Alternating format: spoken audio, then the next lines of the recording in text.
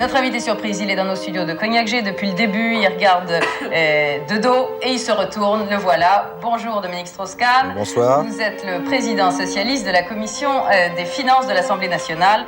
Anne Sinclair tombe sous le charme de DSK et avoue tout à son mari. L'histoire aurait pu tourner au drame sentimental.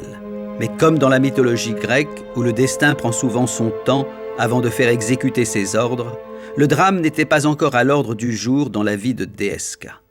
Cette scène est connue. Hein. Oui, cette scène-là, scène, je ne l'ai pas découverte. Pas découverte, bien sûr.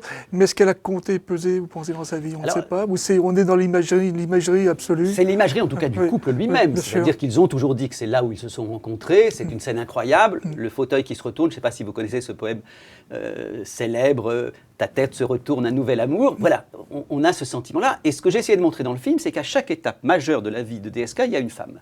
Alors, on connaît évidemment Anne Sinclair, on ne connaît pas les deux premières, Hélène Dumas, avec qui il s'est marié à 18 ans, un âge où quasiment aucun de ses copains n'était marié. Ensuite, il y a eu Brigitte Guillemette.